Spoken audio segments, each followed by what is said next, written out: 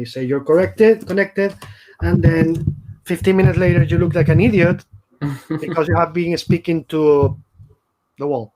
So refreshing again, and last time, go, Power Rangers, go. And we're in. Hello, good morning, good afternoon, good night. Just so you know, this is not a comic show. We are time traveling because right now we're in 3 different time zones. Tamra, you are 9 hours later than me. So you are like in another day, but not almost in another day. Julia is 1 hour later than me. So we are like Earlier. So we're like 5, 4, 8. Oh, it's like 11 in the morning here. 11 in the morning, yes. So 11 in the morning, so it's 6 hours. I'm lost. Anyway, time traveling. First things first. Good morning, good afternoon, good night. If you're watching live, and if you're not watching live, you are in zombie mode, as we say here. That mustn't mean you're dead. Just means that you're not watching live. If you get it, no, you don't get it. It doesn't matter. It's a stupid joke. So after that, my public service announcement of the day. Let me say it in my usually polite, non-offensive way. Wear your fucking mask. Wear your fucking mask. Repeat. Why? The mask is not meant to protect you. It's to protect others from you. You don't realize? No, that's the reason we do it.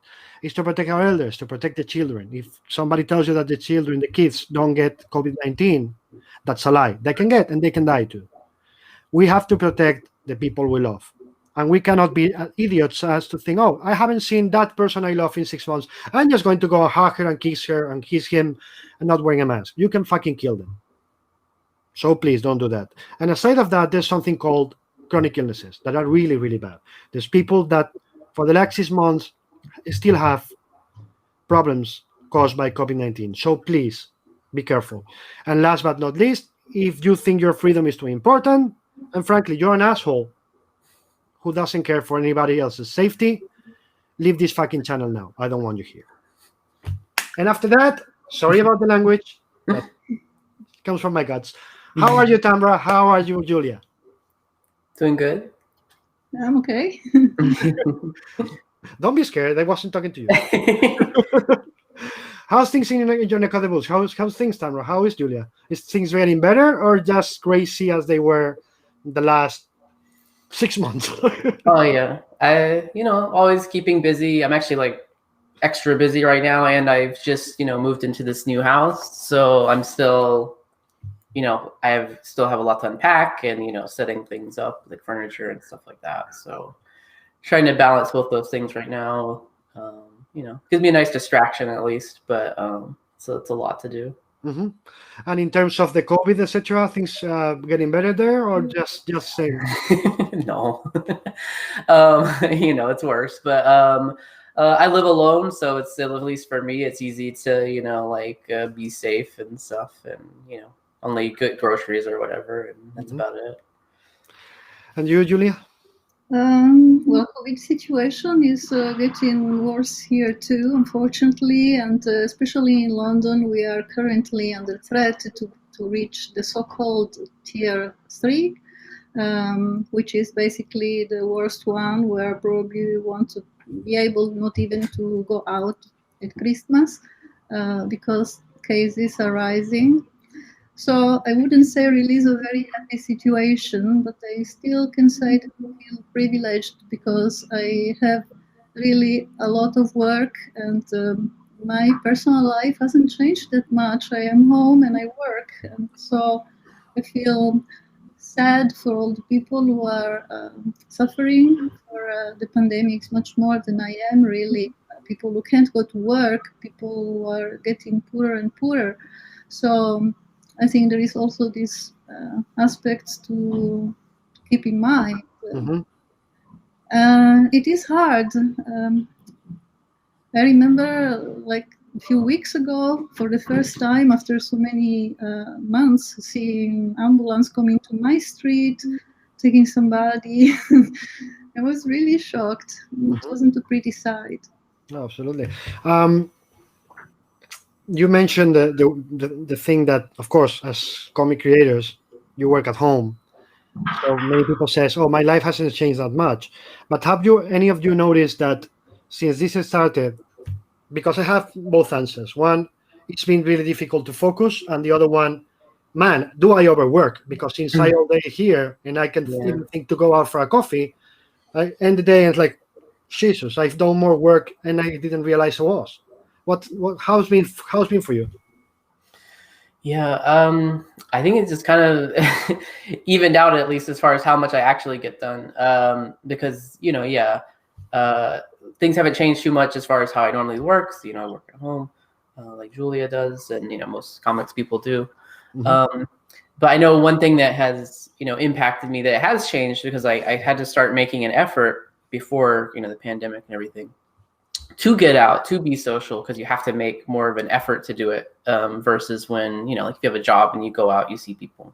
So I was trying to build that stuff into my my routine, like okay, I'll go out and do this, I'll see these people, I'll hang out with these friends on this weekend. So it kind of forced me to take time away and really probably end up getting about the same amount of work done, because I feel better and more refreshed. So that's been kind of challenging. Like now I'm like forced to stay home, and like when you want to get away for a little bit, it's you can't really do that, or it's a lot harder. So yeah, so but I have ended up taking on a lot of work. I think partially that's coincidental. I just got offered a lot of stuff all at once near the end of the year. But yeah, there's a part of me that's like, well, I'm not doing anything else. I might as well like just do more things right now. Mhm. But I definitely found it like hard to concentrate and like focus at times. And but yeah, that's why, like I said, I was already thinking about getting my own place anyway.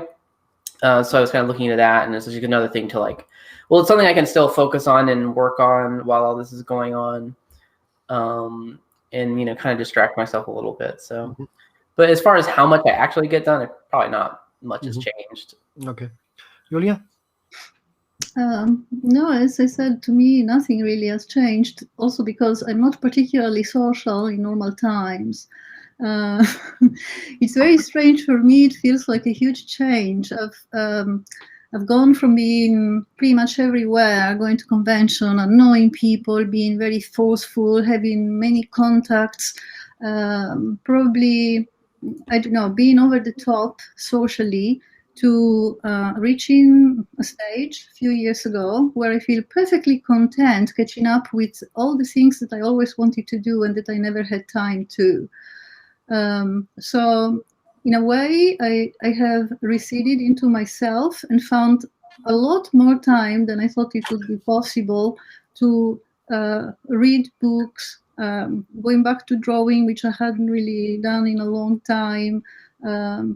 And then I also have what I call my second life, which is I've become Pilates trainer. Because a few years ago I woke up and I couldn't move, so I decided, okay, I have to do something for my back. And I decided I'm too lazy to really stick to a routine. And instead of just going and do Pilates, which I did anyway, I decided, okay, I'm going to attend this school. And so I am trying to find some physical activities as well, or time for my physical activities. But it implied also studying a lot and exercising a lot.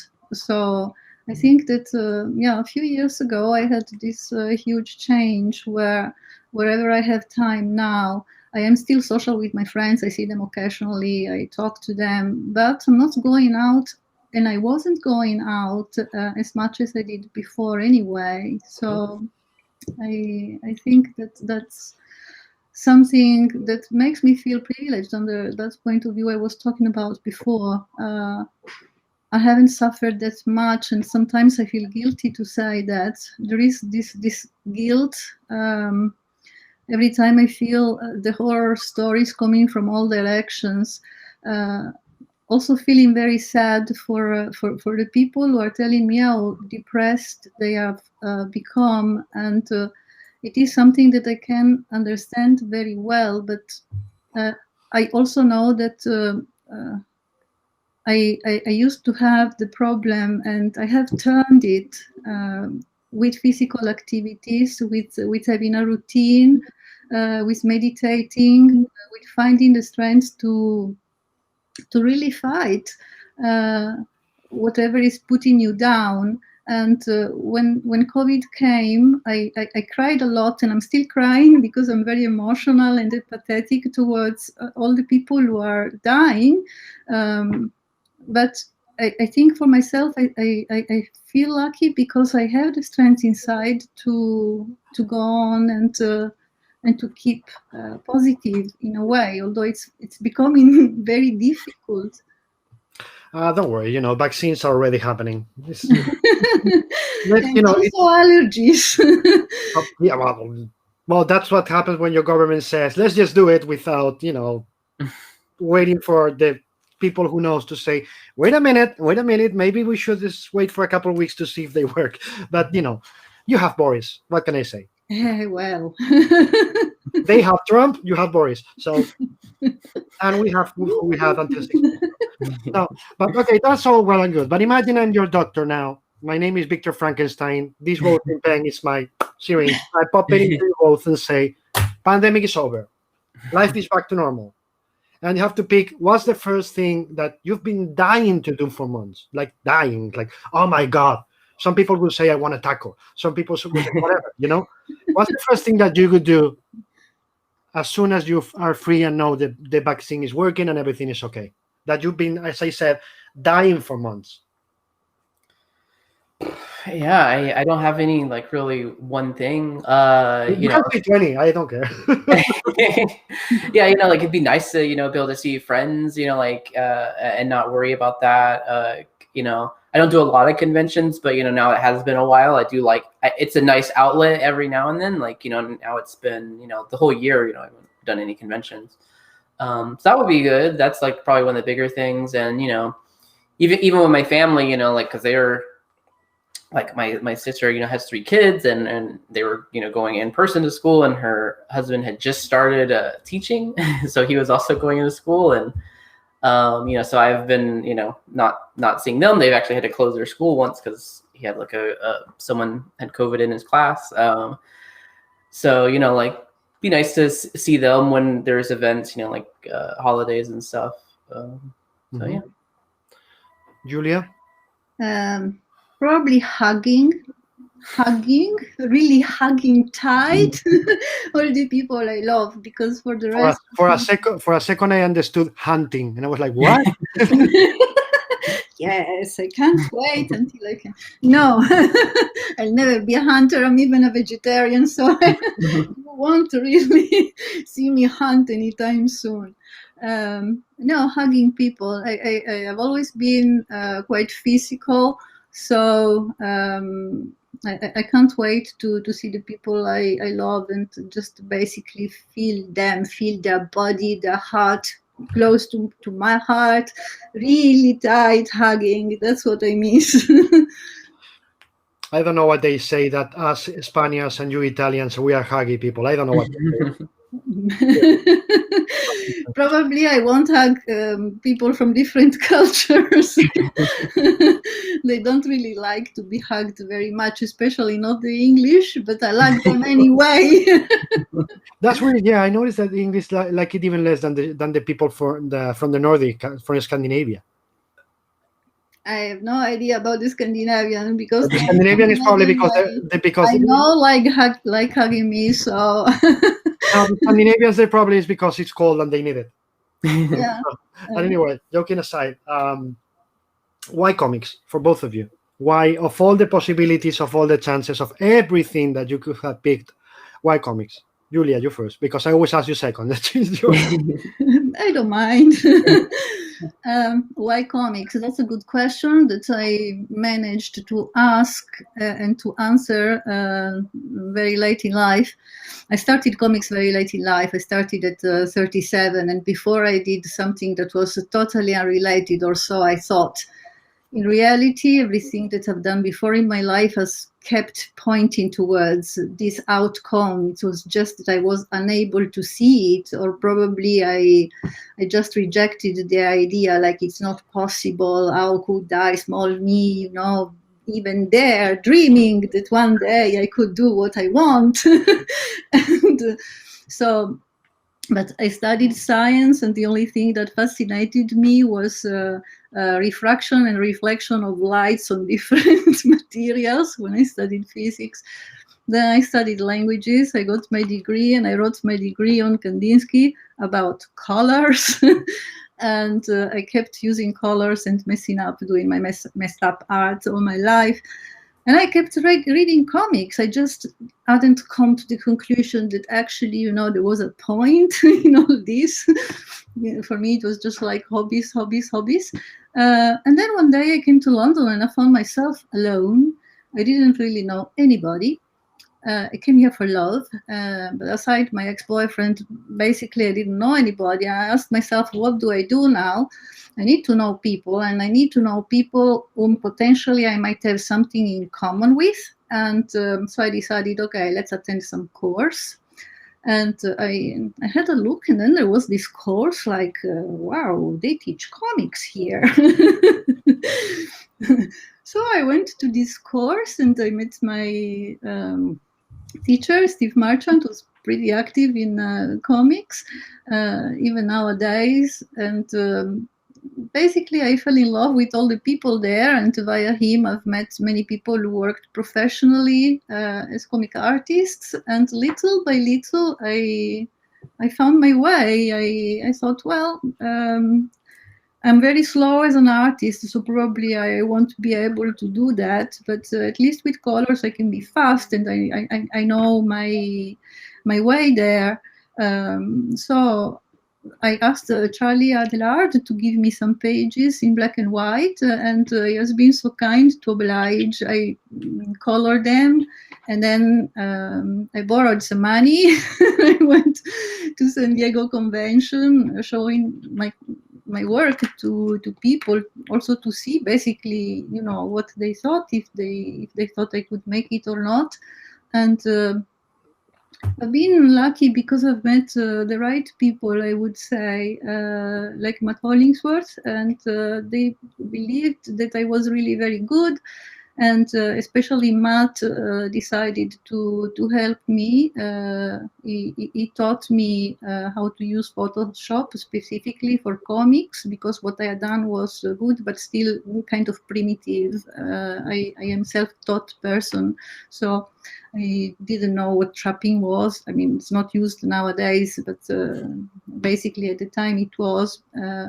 So he taught me how to prepare comics. At the time, we also had to do the pages, basically, not just coloring. So I was made aware of the entire process. So thanks, Matt. And then I started, and I started with Dark Horse. Since then, I think that I've been very lucky to meet really very good people who have helped me not just to break in, but also to grow.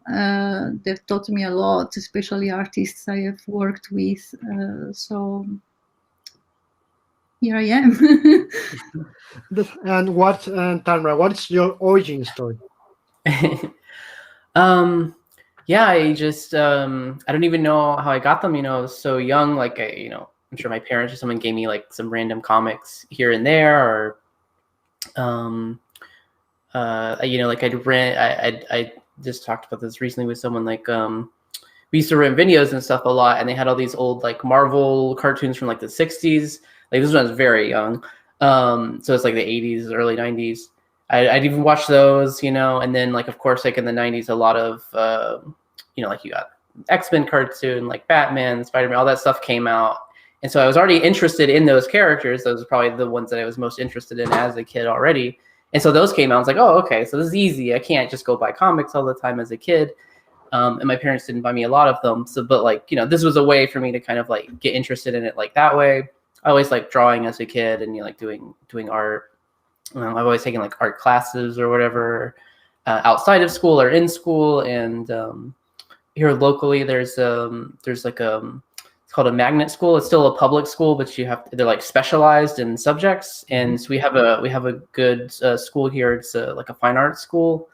They do all the arts, but I was going for drawing and all that stuff. So like, you know, I had that, and that was really great. And I went to a local college for a while until you know, I kind of, you know, told myself like, oh, you know, I want to do art, but I want to be realistic. So I went here for a while, and I kind of put off picking a major, but eventually I'm just like, I don't want to do anything. I was like, I don't want to do this stuff. So I did an art major anyway, eventually, and it's fine, but it was so generalized, you know, it's just a regular university, that I wanted to get more specific into areas that, you know, I was interested in doing. It's nice to have that, you know, experience in different things, but at a certain point I wanted to focus in.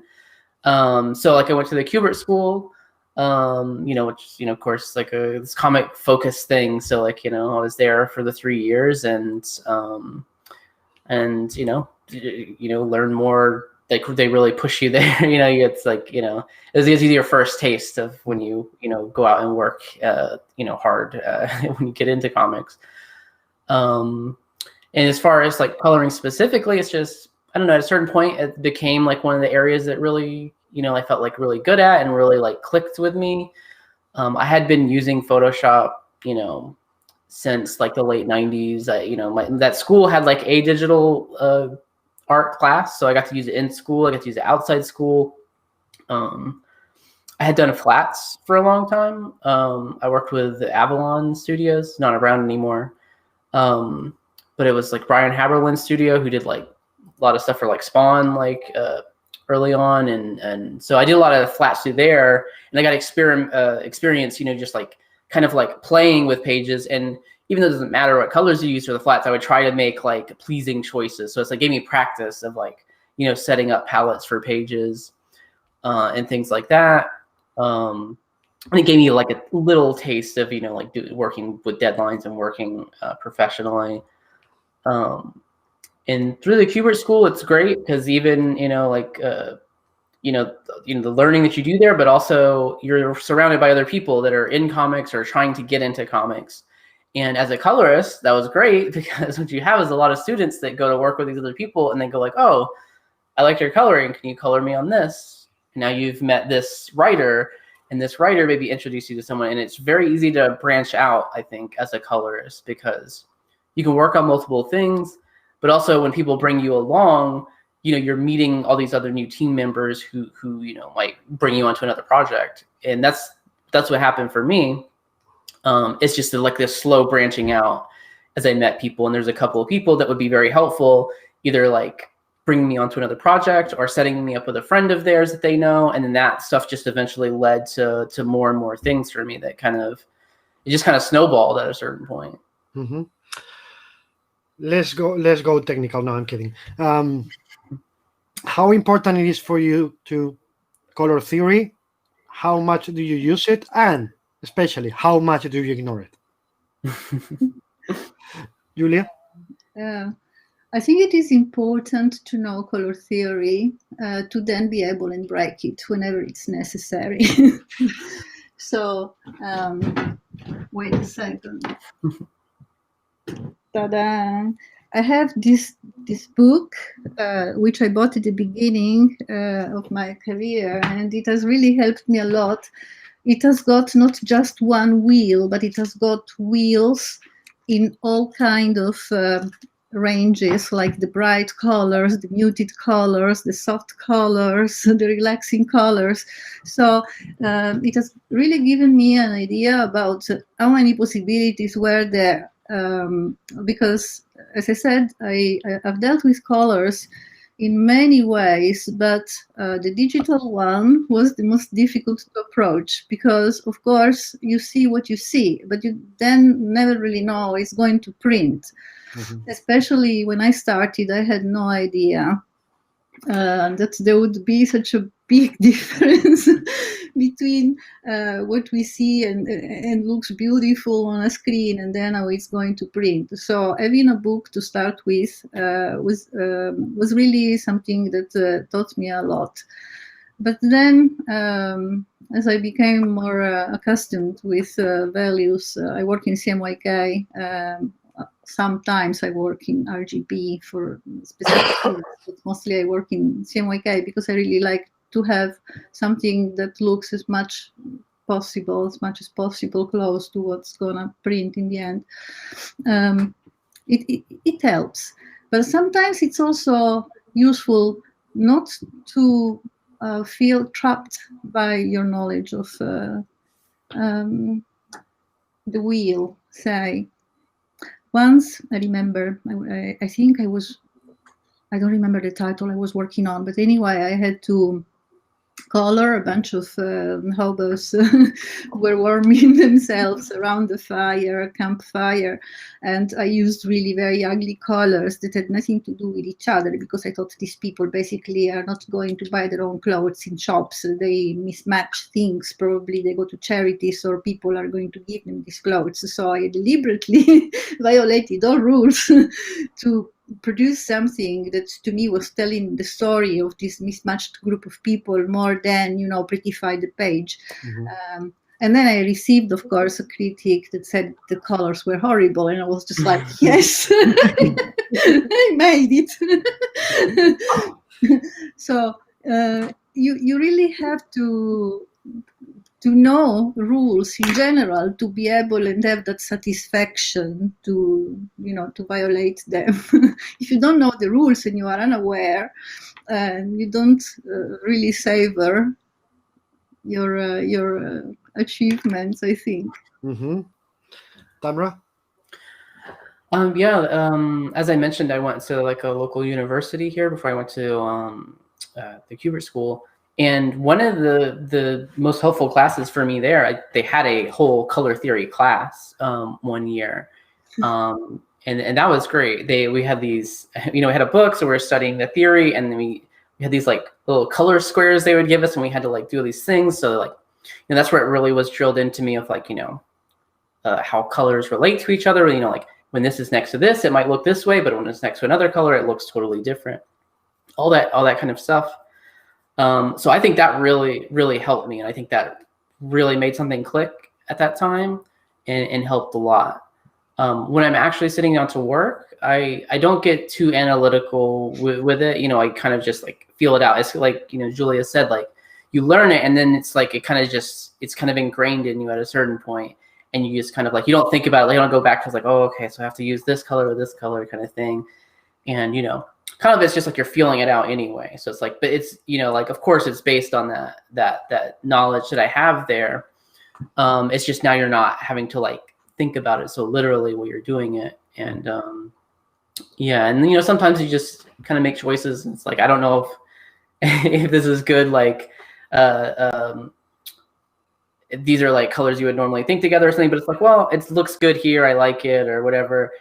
And the way I work, I feel, is so different anyway. Because I kind of, when I start with like, I do the flats, and I do so much adjustment to it as I go that it starts to push away from where I started anyway, that I just like, sometimes I don't even think of the literal colors of objects. And it's more of like, I'll use this colored lighting and this colored shadow kind of thing. And like, I'm thinking of those of like complementary colors, like, so like a warmer color for a light, or a cooler color for shadows, or vice versa or something.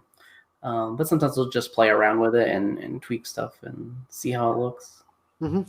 Does the genre of the story you're telling, I mean horror, superheroes, etc., set some rules in your head? Like, this is something that in each genre you have to do yes or yes, or is a lot more malleable than it looks to the regular reader? I think when it is about superheroes, I feel more constrained in a way. Probably I shouldn't say that, but I mean, if you have to color superheroes, your colors are there. Of course, you have variations of red and blue and yellow, but in a way, you have to use those colors. But no, I wouldn't say that you have any constraint. I mean, I don't feel any constraint. I just read the story. The story is much more important than the genre. For instance, recently I've done Red Fork, and it is a horror story, but it's a horror story that's also about the mines in West Virginia, and so it's completely different from some other horror stories. So the story itself is more important. And I remember there was this email that was really very good between Sebastian Girner, the editor, and Alex Packnadel, the writer. And it was about a piece of an ear falling that was softly falling in the foreground, but nearly obscured. So it wasn't like the gore, because what we were trying to say was different. So story is more important than the genre it belongs to, because you can bend the gender. Yeah. Tanra? Yeah, no, I kind of, I agree with Julia. For me, it's, of course the story, but sometimes it can vary, like sometimes horror, I want to do bright, colorful thing and it makes sense, or, I try to tend towards that anyway, but a lot of it is like the story, so like tone of the story, and then I look at the art and like, what does the art look like? And for me, that's mostly where things come from anyway. It's like, I try to complement what they are going for in, the line art. So if it seems like they calls for a more subtle, like subdued thing, I'll do that. If it looks like it wants to be this like bright, explosive thing, I go for that. I always try to bring my own thing to it, but like I try to like, if there's a lot of rendering or we're going flatter or we're, looser with stuff, with the rendering and wilder colors, I key in more on like the artist style. But of course, like you're still adjusting that to the script as well. Like, and like Julia said, I think like superhero stuff for sure, because, you have the costumes, and stuff, the way they look. And also a lot of times, the companies, they're like, they want them to look like, well, they has a red and blue costume. It has to be red and blue kind of thing. Like, so they'll tend towards more local color stuff. So I usually just try to go in with that. Like I might do like little lighting things, but it like at least still look recognizable as those colors. And for certain things, you can, go nuts with it. And it, honestly, all that stuff can depend on editors and the taste of writers, artists, like other people involved too, what they like. But also, hopefully, what they're doing is if they bring you in and they know the kind of stuff that you do, that they kind of know what they're getting in for anyway. Like they know what you do, so that's what they want when they bring you in, and for anyone else on the team too. Subconsciously, when you start looking at a page or reading a script, because I hope the editors send you the scripts, because it makes no sense if they don't. And I won't get into that further because we know sometimes they don't. But anyway, as I was saying, subconsciously, when you see a page that you have to color, what is first? The structural part, the parts that they have to be there in terms of the flats and in terms of the finishing, or the emotion? What pushes you more first? Difficult to answer because I never really focus on a page. I focus on the story, so I do a lot of. I mean, in the whole comic, you read. You imagine you have. I know it doesn't happen, but you get the full issue, and then you are like the things that you are like, I want to do that first because the emotional part called you, or you go first with the structural part. The flats has to be this way because I want it to be a certain consistency. What's the part that subconsciously, even if you don't notice, go for first? No, definitely the emotion. Definitely the emotion. I read the script, and then the first thing I do basically is to separate all scenes. Like we are inside, and then they go outside. Is it night? Is it day? So there is this kind of part which is rational, because I really wanted. I really like more than want that there is. A big good distinction between the different scenes in the comic. It has to be clear. Then once I've rationalized this part, it's all emotion, 100%. Tamra?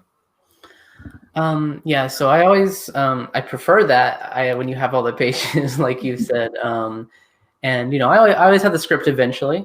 So like I like to sit down and read that script and look at the art. you know, and kind of like Julia says, I used to maybe sometimes write down, like break down those scenes, like, okay, and these pages from here, this is this, so I can have a sense of it. But now I just kind of like go straight off of that. But yeah, I read it, and you know, the reason I like to do that is because it gives you a sense of like, okay, so I know this is going to happen and this is going to happen. So I might have wanted to do a scene earlier that's like, I don't know, it's kind of red looking, but I know later there's something that like, oh, if I do that here, it's going to kind of repeat later. So I don't want to like it be too repetitive, which is why I like to have both the script and the art, because sometimes the art, like you might even notice things you wouldn't have, you know, it wouldn't be in the script. You know, it's just how I ended up on the page. But so I do think of that as like the initial thought of like very general like color palettes of things of like, this is going to work well for this scene, but also balancing not being too repetitive. And so you want to have different looking scenes. From there, it's just pretty like, you know, like kind of assembly line at a certain point, like just do the flats and all the other stuff. Have you ever thought, or not even thought, but felt colors as sounds? Oh, definitely. Well, for me, definitely. I mentioned before that I wrote a degree on colors. Actually, the degree was on a book of poems by Wassily Kandinsky that's called Klänge. In German, it means sounds. So basically, Kandinsky wrote a book of poems about colors that got a connection with its title, that sounds, and he describes color by color what kind of sound they have, if they are fast colors or if they are slow colors. So they're connected with motion. And he lived in that period where synesthesia was very important, and he had come in contact with Blavatsky, Steiner, and all people who brought synesthesia to a level so that are completely surreal. But sticking to comics, I definitely think so. And especially, there are moments of silence. I think in comics there are moments of silence where you just want that your eye just goes on one spot and stops there. I think this is, for instance, the function of white. Sometimes I see comics, Gera does it pretty often actually, where you have normal structure in panels, but then there is something that all of a sudden doesn't have a frame. And I like to believe that this is a moment of silence where you just focus on one eye or one character or whatever the drawing is. And the best way probably to allow this is simply by respecting the whiteness around it, by putting very little color on whatever is, you know, that's left without frame. And then, as I say, yes, there is definitely a connection, and it gives the story its rhythm. So, under this point of view, or its melody, you know, it depends on what the story requires there and then. Tamra? I can't say that I've ever had that specific thing, no. As far as like experiencing them as sounds or like really thinking of it. I might associate it with certain like feelings or emotions. No. That was actually why of my question. Okay. Which is you feel the color as a sound. Of course, you don't hear it. But synesthesia, as Julia was saying, but feeling them as a sound. We don't have sounds in comics, as we all know. So there's a certain quality in the color that gives those feelings of sounds. As I see red for me. Oh yeah, it's bad. In terms of like more in just like volume, I guess, sure. But like, yeah. So like, definitely there are some that feel more intense, like that are calling attention to something or something like that, and some that are more subdued. Of course, too, that is contextual based on what colors are on the page, kind of like Julia was saying, or what colors aren't on the page. So in that sense, yes, like, I'll try to do that. I try not to do it too over the top, like sometimes, but, I definitely, like, especially if you have like kind of a blank panel, like empty background kind of situation, where you could start kind of getting less literal with stuff sometimes, to kind of like, you know, push things more. But yeah, it's like, so it's not only that, like, you know, like your warm range, like your yellow, orange, reds kind of thing, but also like if it's contrasting with other things on the page already, and that also really like emphasizes that kind of feeling of that being a more intense panel.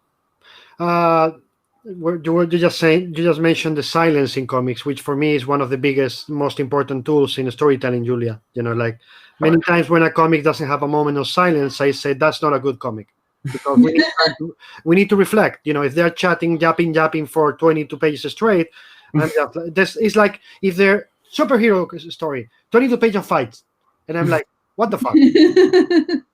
Because if everything is over the top, you don't react to it. You get immune. Exactly. So that's the same. If they're japping all the time, you know, I need the characters to have time, and me as a reader to have time to reflect. So how important is for you, going around this and taking it to colors, how important it is to you guys, subtlety and nuance, to be able to say, slow down. This is what I want you to stop. This is what I want you to reflect. Well, you can do it with colors, but once again, it depends on the story. Normally, as Tamara was saying before, is a matter really of nuances. You have to know when to be subdued with your colors, and when to give strong emphasis. And this is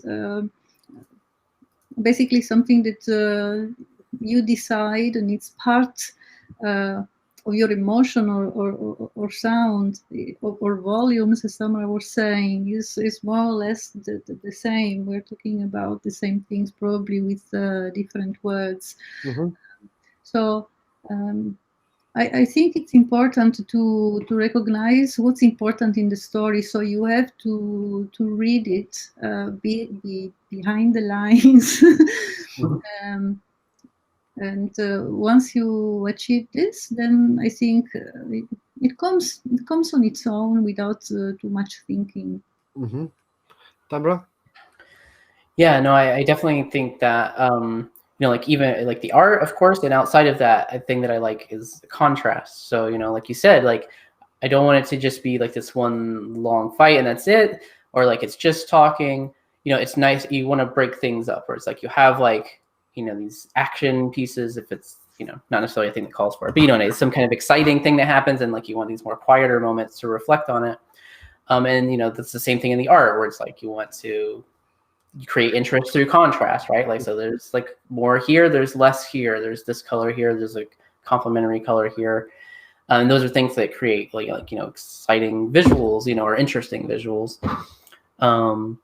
You know, like, you know, sometimes like, so it's nice to see that, like I said, both the script and the art. And yeah, so sometimes, you know, you might be fighting with the artists, or not fighting with the people, but I mean like the you know, trying to create that there if it's not on the page already, or yeah, I'm kind of losing my train of thought here, but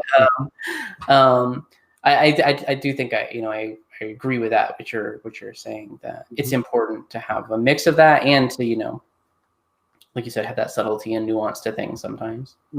How important it is for you to be a storyteller? You know, that urge to tell stories, about being an artist, which is what you are first and foremost, but you are doing comics, so you have to be a storyteller. So how important it is for you to be a storyteller? Very. It is very, very, very important. It's actually big emotion to be part of the storytelling. Especially in comics, there is the writer who's that person who's magic with words, and who starts the entire process of comics. And this is a talent I envy a lot, being good with words, because I know that I am not good with words. But when it comes then to the art, Tamara said it before, there isn't always a correspondence between what the writer has written and what the artist draws. And this is the artist's contribution to the entire storytelling process. And then there is the colorist, and the colorist really has the power to add something, and even sometimes to give accent to something that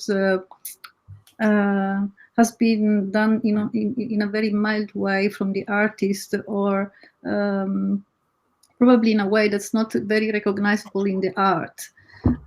There is this power, even, to change something, to make a point that once again you just have to be able and recognize.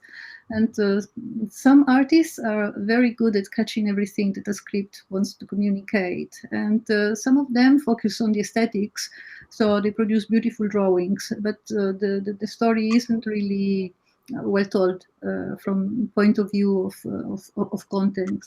At least this is what I think, and I'm not afraid to say it. So No, that is, you don't have to be afraid. There's artists who are really good at storytelling. There's artists that are really good at other things, but not that much at storytelling. And to those, I usually say, "Why are you doing comics? Because the storytelling goes first."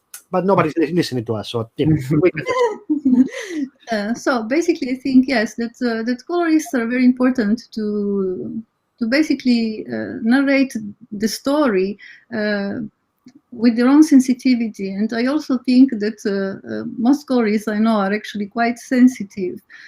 We know when there is a purple night, or when there is a green night, or when there is a blue night, and there is always a reason why. And I think you can't just dismiss, dark color and that's it for night. So there are specific ways to really tell a story, and I hope that the people really recognize that, and not just that it's pretty. I have something against even some of my friends when they have a look at my pages and say, "Oh, this is so nice." that's also, and tell me if you agree, Tamra. Your job is not to color reality. Your job is to abstract it and give it feeling, and give it nuance, and give it sensations, if you want to call it like that. If you just reflect reality, go take a fucking photo. And no filters, because if you use filters. So how important it is for you, and then we can go back to Giulia, to know abstraction is the important thing, and not just repeat reality. Right. Yeah, that's usually my preference, is to be less literal. Sometimes depending on what it is, stylistically you're closer to that, but I don't like to strictly adhere to that. I like, I feel like there's some people that are really great at rendering and all this stuff, and that's great. And sometimes I kind of will envy that even, but it's like, sometimes it's like, they did a really good job to kind of accomplish nothing. Like individually, like maybe this figure, this looks cool, like this, that, but there's nothing really going on like that's particularly interesting to look at overall, especially page to page. So particularly when I started, it does get a little weird sometimes if you're working on so many different styles at once. I kind of get, you can get all over the place, because you, again, want to suit it towards the particular artist. But yeah, I always like to approach it with thinking of heavily color coding things first. And that's not something you generally see in reality, even if you're seeing it in a movie, it's very purposefully done. Have to make things kind of fit to conform that, or affecting it afterwards. So yeah, and as far as the storytelling thing, kind of that same thing. That's why I used to be way more hit you over the head with it, but this scene is kind of this color, or really a range of colors, or a palette, and this scene's this other color. That just helps, even just on that level, just to immediately looking at it, I know this is a different scene. I know this is something, we're doing something else right now. You can use that to enhance the mood. You can direct the eye at things. I've seen some people say this, and it's always strange to me when it's art for comics, and it's not even, traditionally drawn is digital. So no one's going to sell an original. It does not matter what the black and white looks like, right? Like as far as like on its own. Mm-hmm. If you're drawing it by hand, I understand you want to be able to sell it, you know, so that's fine. But I'll see people sometimes that'll comment on a black and white digital piece of art and like, yeah, but without color, this isn't very good, or it doesn't look that. I was like, okay, but it's going to be colored, right? Like then it doesn't matter. Like it's not done. It's not a finished piece of art yet. You're only seeing it because they showed it to you. If you're reading the book, you don't see it that way. Mm-hmm. Like there's nothing wrong with making your black and white look finished either, but like it could stand on its own. But if someone's doing that and they know the colorist they're working with, or you know, and they know what they're going for in the final, that doesn't matter. That seems irrelevant to me. Like sometimes that's leaving it open for the colorist to do to have more control over it, which, you know, sometimes I appreciate, sometimes not. But yeah, it's nice. So you can, like, if there's like a very open line work or like things, and it's kind of like, you know, a jumble of things, but when you color it, now I can make this area a certain color that really focuses in, or like you do some kind of rendering that helps focus it and key on something important. So I think you have, to varying degrees depending on the art, like you can have a lot of power with what you like show focus on, like subtle feeling that you introduce to it with like color and lighting and everything. And how you can like direct the eye as well, like across the page. But it also depends on the trust or level of confidence that you have with the artist, because you've been working for a long time. I mean, for example, I always say that when an artist and a writer have been working for years, they stop being, for me, you should change writer and artist for storytellers. Mm-hmm. But when it also happens with the colorists, you know, that weird entity is created. When I know, for example, Gera, with you, Giulia, there's areas that he absolutely knows what you're going to do. So it's like, why am I going to finish that if I know what Giulia is going to add? So that synergy, it's also part of it. And as you said, the comic is what's finished. The comic is not each part of it. I own originals. Yes, I have originals here. Mm-hmm. But that's because I love original art. Mm-hmm. But I don't say I have a comic in my wall.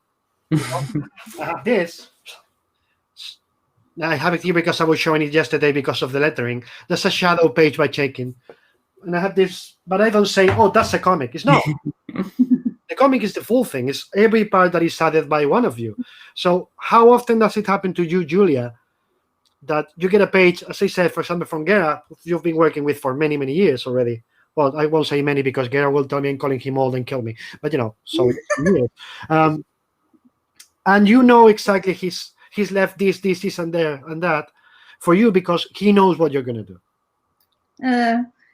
No, as I said, I've been working with Gera for such a long time, and it actually helps a lot working with the same person, I think, for both the colorist and the artists, because there is always a point where you stop being two people and you start being together, creating that one thing. So, as you say, Gera knows most of the time what I'm about to do, but at the same time, he's always surprised by what I do. And the same is with me when I see his pages and they have nothing to do with the script that I've read. So this is the meaning. I know for sure that Gera is not going to give me what the script says. This is what I know. And the same thing Gera knows about what I'm going to give him. It's probably nothing that he has imagined, but at the same time, we know that it will be the best that we can do. Gera is very serious about comics, and so am I. So we can talk for hours about one thing, you know. And actually, it happens. No. I know you both. I believe you could take 10 hours to talk about the thing. Yeah, no problem about that. Did you also know that our cooperation started with a phone fight? No, I didn't, but I'm not surprised either. You see? So I got these pages, and in 5 days, I had to color the entire thing. That was the first number of Scalped that changed the colorist all of a sudden, and I found myself with this dream project, but at the same time, I knew nothing. So the first things I got, Gera made him very angry, very, very angry with me. And he started talking about, can't you see this? Can't you see that? And I was just like, breathe. So it was pretty funny. And after that, I think that I started learning a lot from him. Mm-hmm. And I started really listening because it's something that I should have known, but it became very clear right then that it's not just important the storytelling, it's not important the story, it's not important. It's also important to deal individually with every single line art piece you receive. So for Gera, it wasn't about me being bad or nothing like that, but he wanted certain things done the same, in a certain way. Mm-hmm. For instance, never color held for Gera. Don't you dare even color hold one single line. So once I started understanding what's important for him, I really started having the best time of my life. Not only because he taught me a lot and he's teaching me a lot, but also because I can see that we are really growing together. And after a while, Gera also is not, a tyrant. He started to listen to me when I say things like, Gera, I think this would look better if we color flip it, or, if we do this. Then you'd go like, yeah, let's try. Yeah, you're right. Or no, I don't think so. But, it is beautiful to have this kind of relationship with an artist. And I consider myself really lucky to have it. Mm-hmm. But that's also a matter of insecurity in a way, right? Because you were starting a Scalped, which was his first big, American assignment, and that was really the best first big book for you too. So of course there's a matter of insecurity in his side too, and you are controlling because you want to make it the best possible way. No, but as I said, it wasn't a matter of being controlling. It was about having a certain goal, and wanting to reach that goal, and it wasn't popularity or getting there or whatever. It was just a matter of I want to achieve this kind of result, and maybe I had reached a beautiful result, but it wasn't what he wanted. Yeah. And it just was strong enough that I could understand what he wanted. And once I stopped having problems. Actually, it was easier for me, right? Because if I know in advance what people want, I'm more than able to give it to them, because I am very confident about my skills. Sorry, I am. So I don't really.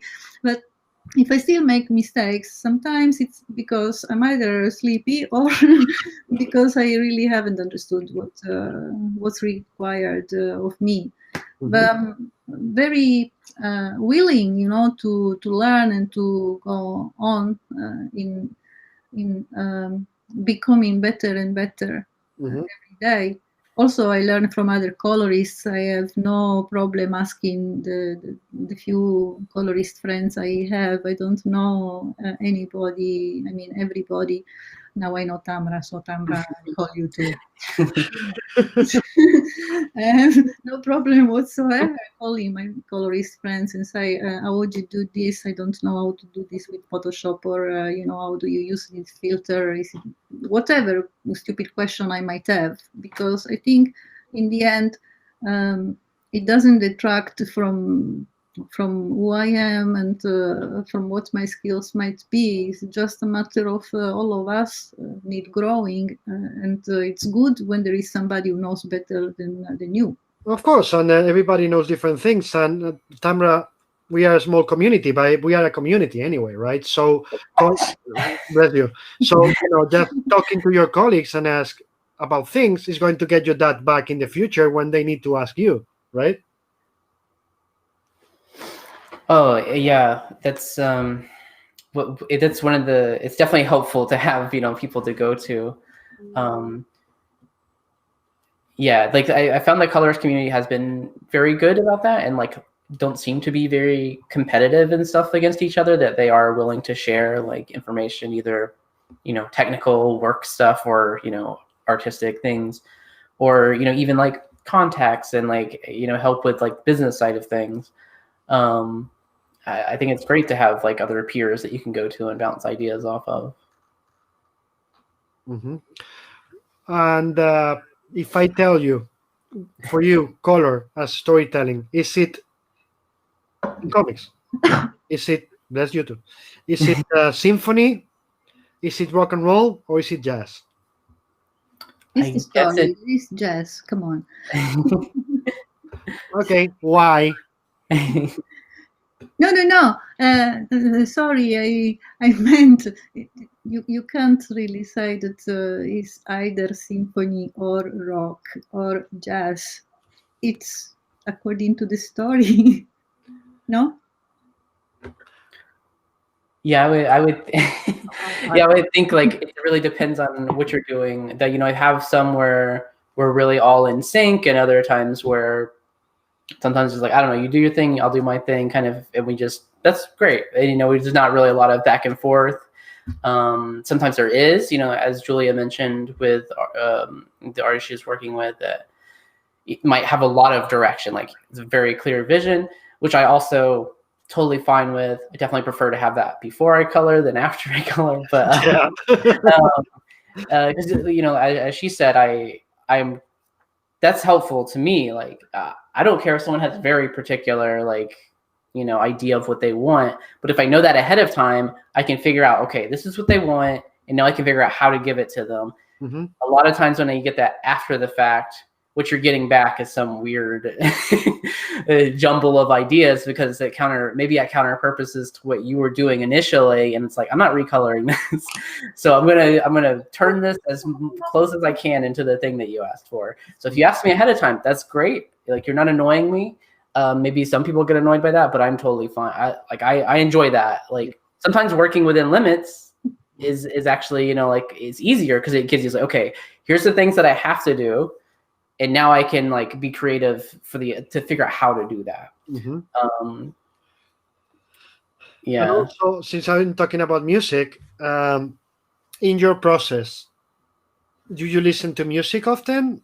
Depends on the music you listen to depends on the kind of story or a scene, or you are like, when you're starting with the flats, hello cat, when you're starting with the flats and all, you say, at this point, everything is, I need complete silence, and then depending on the phase of the work, I will add music or anything like that. Giulia? Oh, sorry, I thought you were talking to Tamra, and I had some technical I problems. change sometimes because I don't it's just to strict. Okay. No, I mostly listen to audiobooks when I'm working. I think sometimes I feel really a little isolated. So when I'm not talking to Gerard, I'm basically listening to audiobooks. And they keep me company. Then occasionally, when I hear too many words and they start bothering me, then I put on some music. But then it has to be classical music or something without words. Mm-hmm.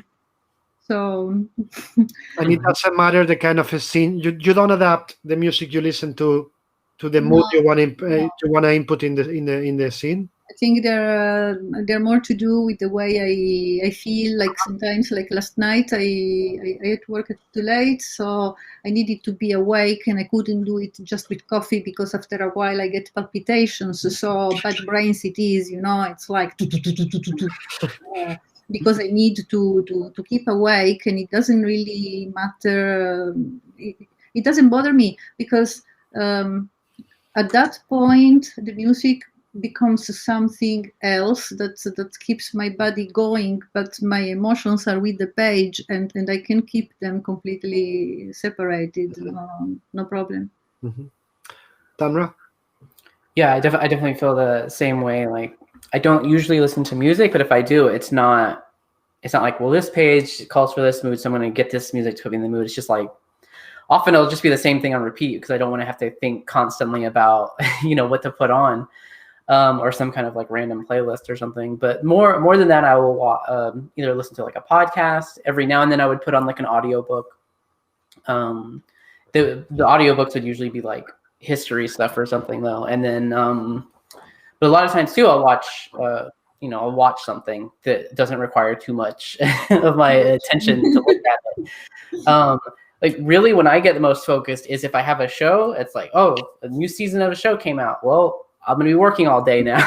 So it really helps me get focused. It occupies this part of my brain because like a lot of times when I'm working, I tend to want to wander my attention and like look at this or check this or see if this person I've had a message with them or whatever.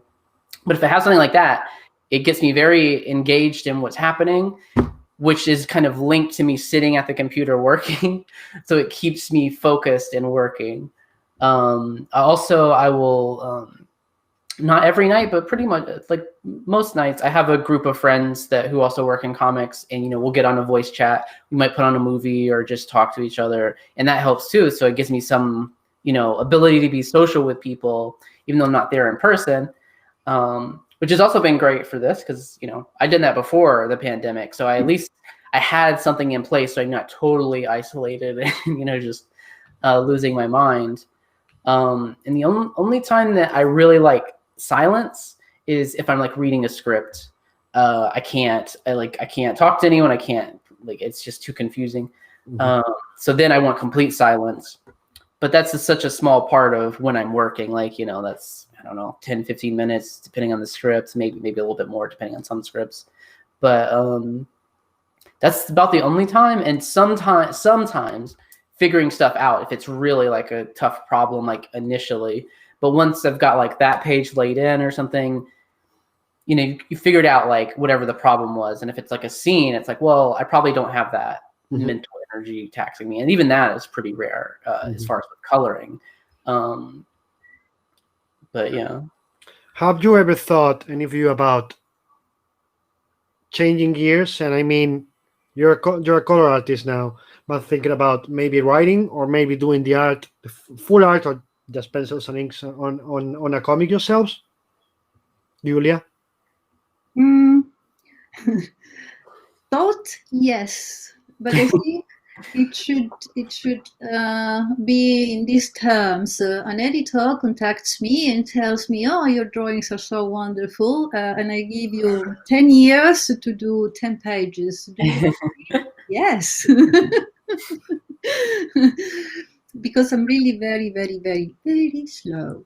Either I do something very quickly, but then I don't really like it because I don't have the talent some other artists have to draw very fast, beautiful things. For me, it's really more art therapy. I can sit and draw things that in the end look good, but I do them because they relax me inside. They make me feel good. So why should I hurry? So yes, under this point of view, I think that I could, in principle, change gear, as you say, but not in the near future. But I joke with Gera that as soon as I go on pension, I will go to Barcelona where he lives, and he will have to give me private tuition so that I can become a great artist. He agreed. I tell you, so that you know, so you can't say no anymore. Yeah, and the first thing he will do is invite you to his house to dinner. That's how he works. That's how he works. And what about you, Tamra? Can you refresh my memory? I'm sorry. No, don't worry about it. If you have ever thought about, aside, I'm not saying leaving coloring, the color, but doing other, switching gears and do other paths, maybe becoming a writer, maybe a full artist. Oh yeah. Like I said, like throughout my life, like I took art classes, and of course that wasn't always, coloring comic stuff. It was like a little bit of everything. And, going to the Kubert school, like I did tons of drawing there and things like that. Every now and then it's like, oh, that would be neat.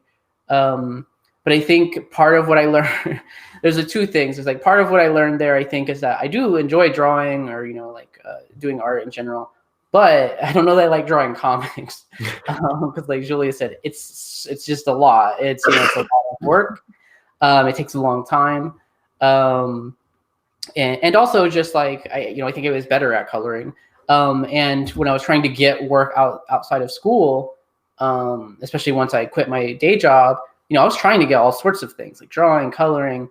The coloring just came quickly and easily, and like I said, it kind of snowballed. So that's why I stuck with it. It's like, well, why am I going to pursue these art jobs, which are much harder, especially now that I'm doing other things, to fit in the schedule? It's basically impossible. The way you would have to produce them so quickly. And I still like coloring. So I was like, I don't want to give up coloring. So like Giulia said, it would have to be some like ridiculously long, extended thing, and probably just something for myself, because I definitely didn't like. So it was like, I like drawing comics, and then superhero comics. Like, no. Like it's just nightmare for me. I really love coloring them, because the thing that is great about that is like, even if it takes hours to finish a page, that's so much faster than it would take to draw it. And it's like, okay, I'm working on this book. It's like, okay, I'm kind of sick of this book now. Not because it's bad. I looked at it so long. It's like, okay, now I'm going to do a new thing. It's a totally different look and feel to this book. It just keeps me like, working on so many different things that keeps me interested and motivated. If you're drawing, you're really, unless you're like some of these people who are just incredibly fast, you're only going to work on one thing at a time. Mm-hmm. And that's, I don't know. I just feel like I might get really bored or like, stuck in a rut or something. Mm-hmm. And as far as writing, I have a friend who I collaborate with a lot that we've like kind of talked about doing stuff, but it's not any like pressing thing. But maybe one day if we get to do something together, that could be fun to do. Mm-hmm. But right now I'm pretty satisfied with coloring, and I enjoy it. It is probably my favorite part of the process. Even when I was drawing, myself in school and like coloring it, that's like the stage where I feel like can really bring everything together and kind of like subtly guide it and like tweak things, and that's I don't know, there's something about that part that's appealing to me. Mm-hmm. Giulia, don't escape this question. No. If you could draw, it'd be comics or it'll be something outside of comics? I mean, covers, paintings, illustration more than comics. I think illustrations. I think I've caressed the idea to do children's illustrations, but probably also comics. It would have to be something that tells a story anyway. I like I like drawing sequences, actions. I don't like, doing portrait with somebody just sitting there and it's kind of static and pointless and a little, I don't know, hedonistic. I think it's more about, am I able to actually draw movement or to I don't know, to give the meaning of an action in one single frame, probably. This is it. Mm-hmm. And so I would like, when I draw like kids punching each other, small kids punching each other in fights, or ballerinas, people who are moving, because as I said, part of me is also into movement and the magic of movements, the science of movements, and I really like also drawing that muscles, the way they look when you hold your arms up, or sometimes there is this part that kind of goes down without any shame. So I don't know, I like different things. Something that wouldn't draw. It's easy for me, like all the dead things, like dead nature, they're called. I don't know how they're called. Probably in England they're called live nature or something like that. But in Italian it would be natura morta, which is bowls of fruits or all the things that haven't got any life in them anymore.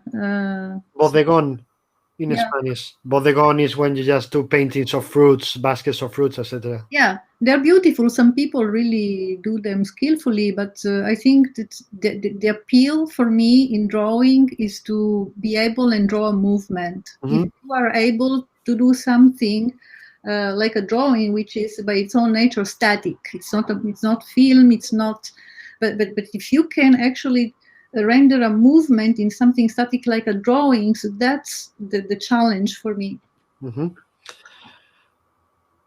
Comics that as a storytelling medium is based on what happens between the panels, or what's in the garage, whatever you're gonna call it. We always look at, as I said, always say same example. Superman does this. The next panel is not going to be Superman runs. Superman just goes there. No, it's Superman fucking flying, because we cover those gaps. So for you, as color artist, how important it is for you to count on pattern recognition, to that the reader is going to recognize that I don't have to give him the full information. I have to, as I always say to artists, you don't have to draw all of Batman. You draw this shape, and automatically the reader knows that's Batman. You don't need to give him the full info. You have to trust your reader. How is it for you to count on that, on pattern recognition as a storytelling tool? And pattern recognition, in case you don't know what the fuck I'm talking about. Yeah. Imagine I'm a caveman. You don't have to imagine it. Okay. We're in the caves, and there's a bush there, and you suddenly he's rustling. So, oh my God, let's run, because there's probably a tiger there that's going to fucking kill me. So there's patterns we recognize because it's always been ingrained in us. We don't need to see it. Just a little shape or little detail is going to tell us it's there. So for you, how important it is to know, as I was saying, you don't need to give the full information. You just need to tip the reader and let him complete. Because for me, comics is also the art form that needs more collaboration from the reader. If we don't let him be in our story, they have to be active, not passive. You're passive in movies, you're passive in a novel, but you cannot be passive in comics. You need to be active. Does it make sense now? I don't know if I got your question correctly, but I think just answer whatever you want. Doesn't matter. Well, I think Tamra said something interesting before, which was about pointing the eyes, basically, of the reader towards certain elements in the page that are important. So I think this would include basically what you are saying now, if I understood you right. And then once again, according to the story, it depends if you want to point that eyes to that something because it's something that's happening, or if it's something that's going to happen. So obviously you can play with brightness of colors on the scene that's acting now, or if there is like a luring danger, then you can, probably give little red line there in the background, something is going to happen, But, but we don't really see it yet. Or, if it, instead of being danger is a little fairy, then you can turn it to pink, or, but you can always give little hints. Yes. Actually, it's something that I do in my comics, giving little hints with colors of things to come, that only I can follow in the end, but No, I don't agree with you. I don't agree with you that only you can follow it. Sorry. I think many times people my own. I don't know what you mean, but underestimates what color art does in that sense, because the art doesn't give you that clue. The art doesn't give you that feeling. The color does. I always say, and you're Italian, so I don't know if you know Lorenzo Mattotti, Tamra, but I know Giulia does. You know, Mhm. I read a comic by Matoti, and I don't need to see the art. The color tells me the full story. The color tells me that everything is all the storytelling.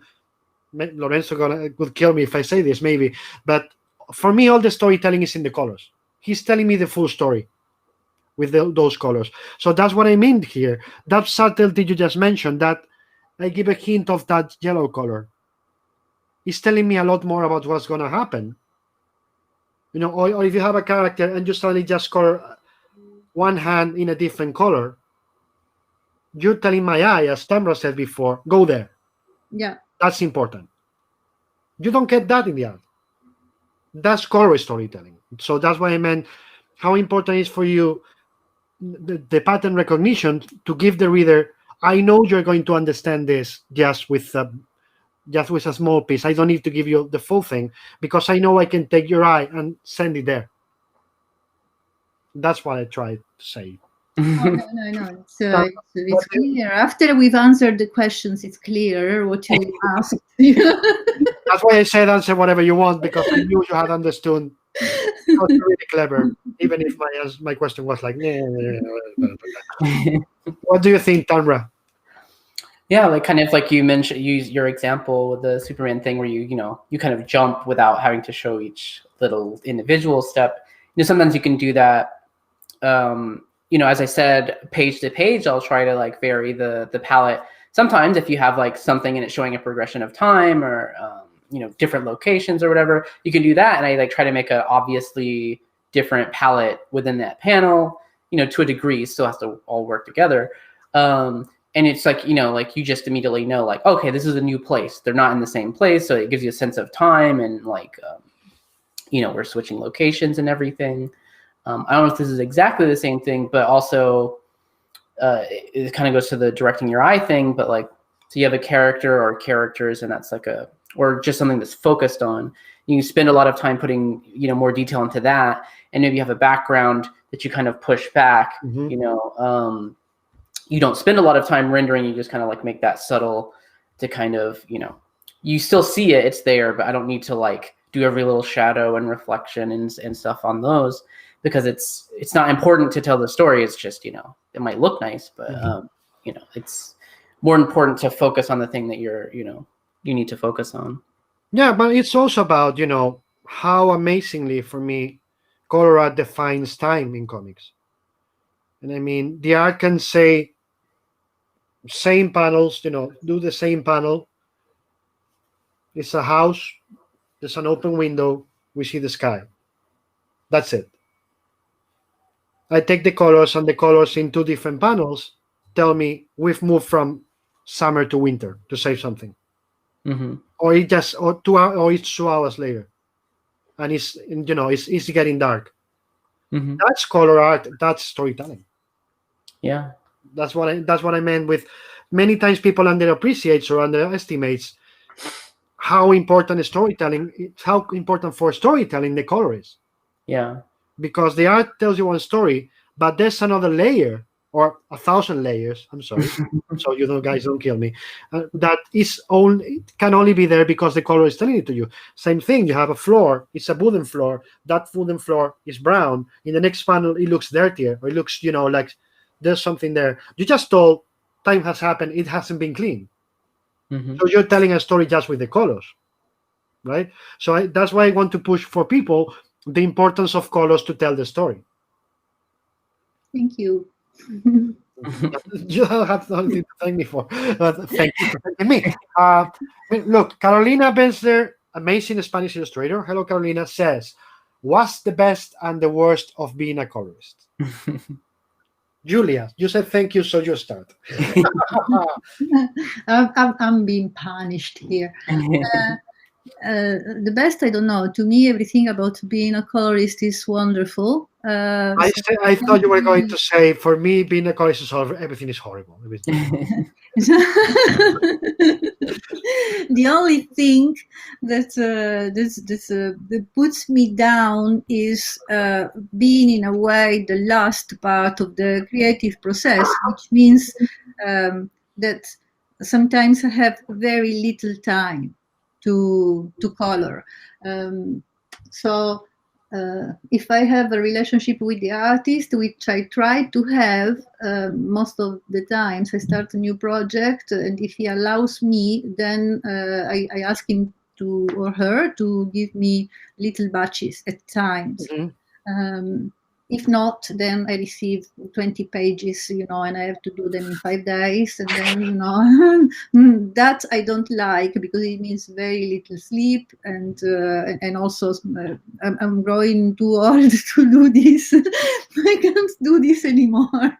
So that's the only thing that I don't like about being a colorist, having less time than the rest of the team, say. Tamra? Oh, like I had mentioned earlier, like the thing I love about being a colorist is I get to work on so many different things in a relatively short amount of time. So I don't get bored. I keep switching it up.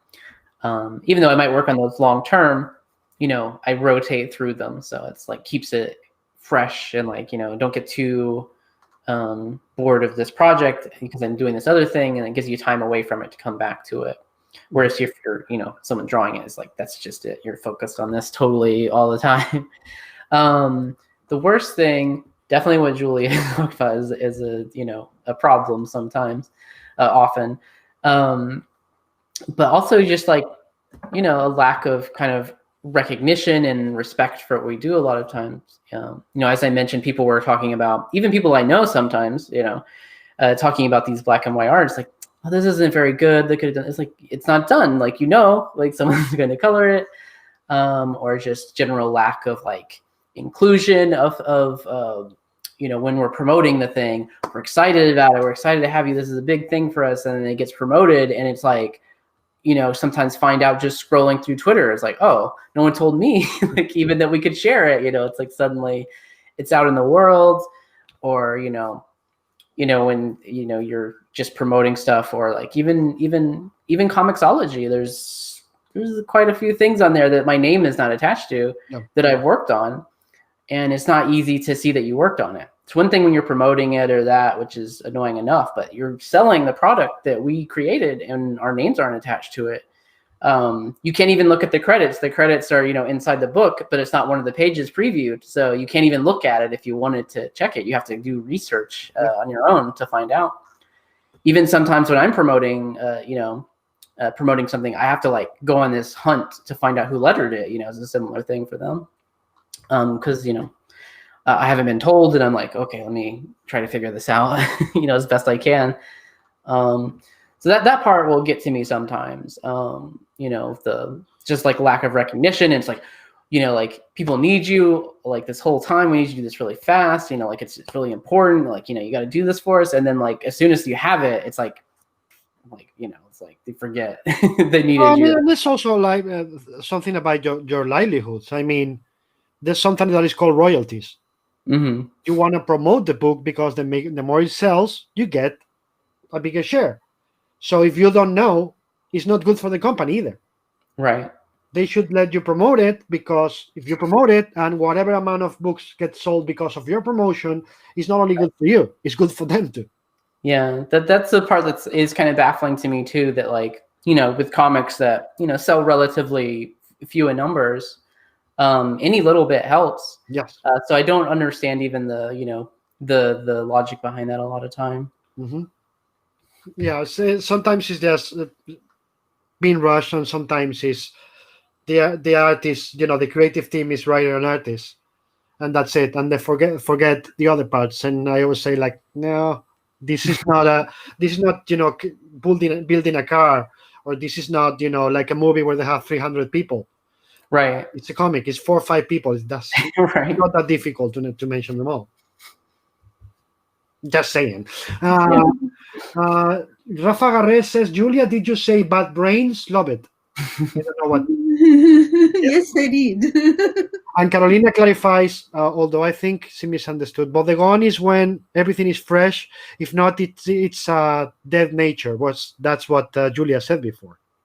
Yeah. Sorry, Carolina. I didn't. No, she's blaming me, not you. Don't worry. Julia, she says, do you have any of those paintings to show us?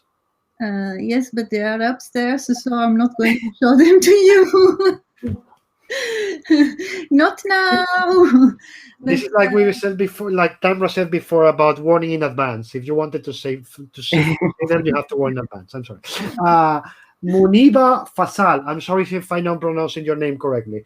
Hey Julia, I have finally come to know what your job is. All about you are doing is a great job. Thank you very much, Muniba. And he asked you, I think it's for you, but I will ask you both. How long does it take you to color in Marvel Comics, Tamra? Really depends. It's art, when I was doing Moon Girl, and that's oh my god, Natasha Bustos. That went pretty quickly, but it's like a very like cartoony, like relatively simple rendering style on most things. And then I was working with Carmen on Captain Marvel, that stuff. Depending on the page, if there's a very complicated, I know you had that issue there. It's like they're fighting in Times Square. There's like on the screens of like multiple screens of them fighting, so I have to copy it on there, and it's raining, and they're using their that take me much longer. So like a average of a Moon Girl might be like an hour and a half to 2 hours, and something as complicated as what I was talking about, that could be like 4.5 hours, 5 hours, sometimes more, sometimes less. You're a genius. You would take me minimum 8. Yeah, some more, some less. If you get into a groove too, like if it's a deadline, then I can really just get into a zone. But yeah, it's still a range there. But I say it probably typically takes longer, since most Marvel stuff is going to be conventional, like superhero stuff with a lot of action and characters and explosions and powers and stuff. Yeah, that issue, I still remember it. Oh, I do. And it was like when I read the script, for Carmen is going to kill Kelly. When I saw the art, I was like, Tamra is going to kill Carmen. And I ended up thinking, you know what? Everybody's going to kill each other because that was a lot of stuff. Unforgettable. And Julia, how long does it take you to color a page?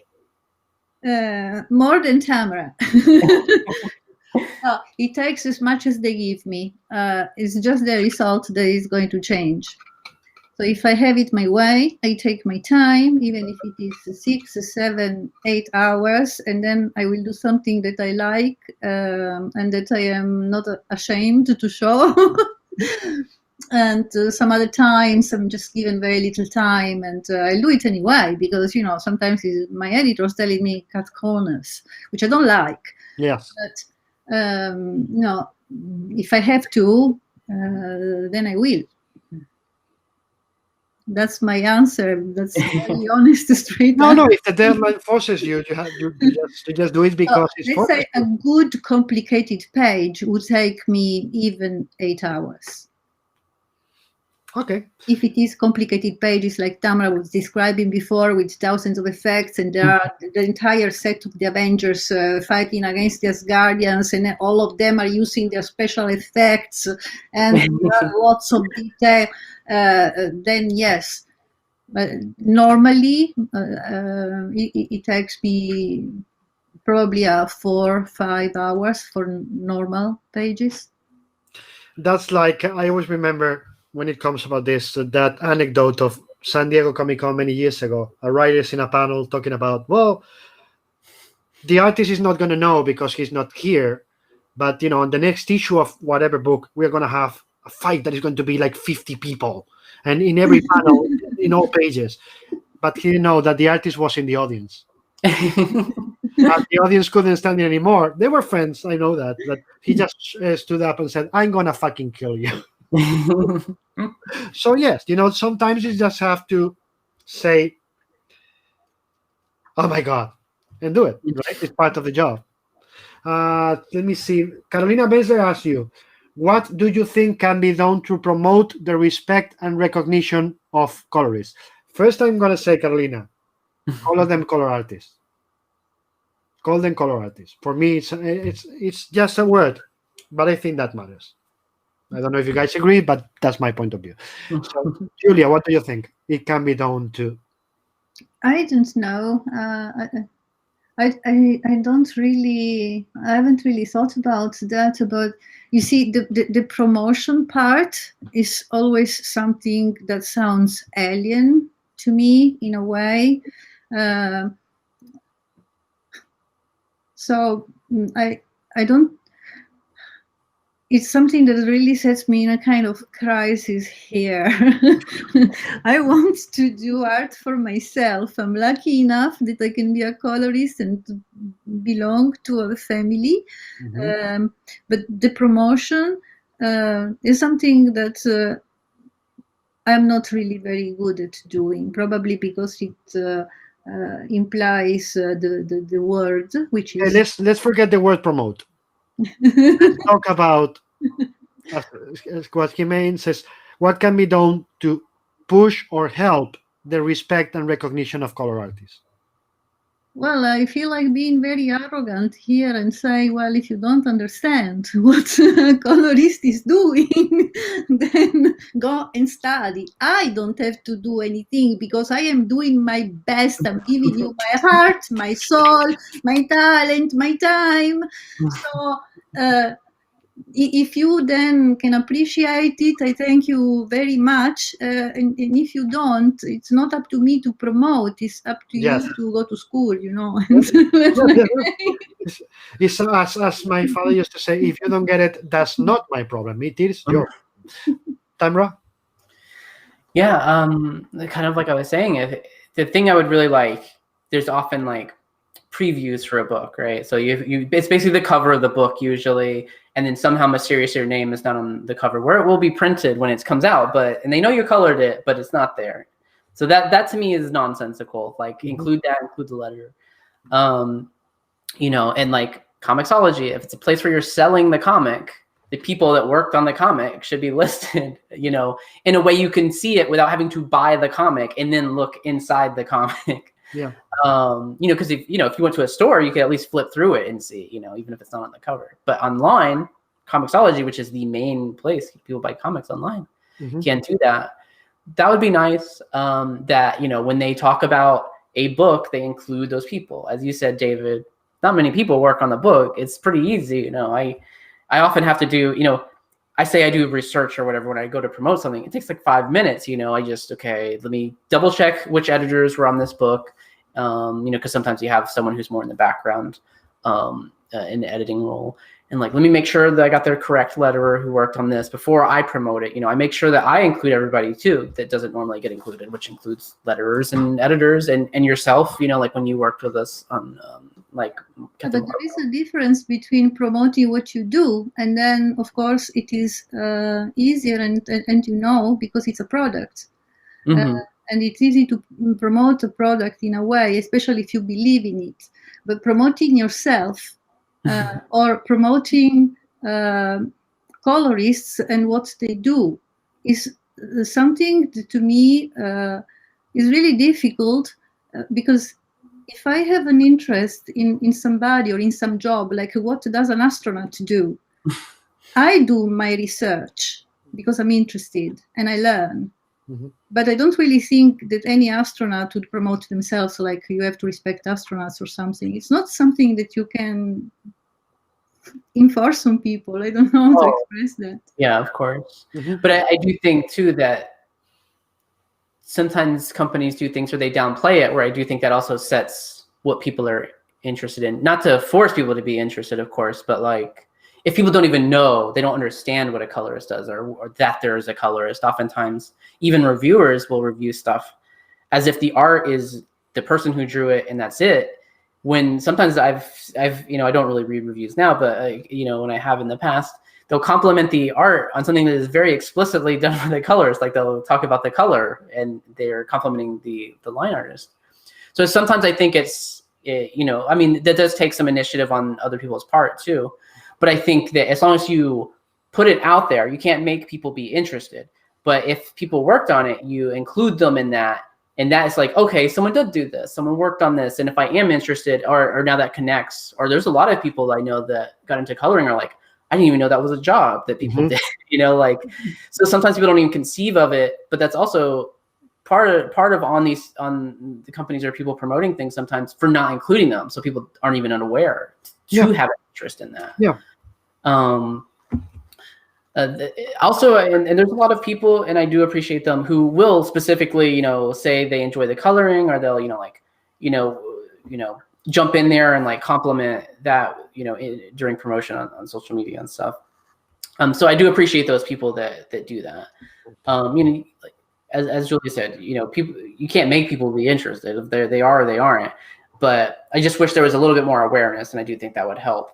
Yeah. And also for like a newer colorist too, I think that's more important. Like at this stage for me, it's whatever, right? Like I get paid, I get to work, and I'm doing fine. But there's some people when they're getting started, their name's not on the cover. No one knows this person. They don't know they did this. A lot of that helps with other people being like, oh, this person colored this, like getting them more work, all that. So not just like an ego thing, but it also helps like, their career. Mm-hmm. Yeah. And by the other day, as you said, reviews, 70% of the reviews of comics don't even mention the artist. Mm-hmm. Let's be honest. It's like the comics, they're also written, but nothing else happens. So, I try to not care about the reviews to be. Yeah. No, but you've seen me on Twitter, sometimes when they just mention the writer, you've seen me adding your name and adding comments. So like, guys, this is a fucking comic. Right. If you're talking about a comic, reviewing or previewing, mention the whole creative team. It's not that difficult.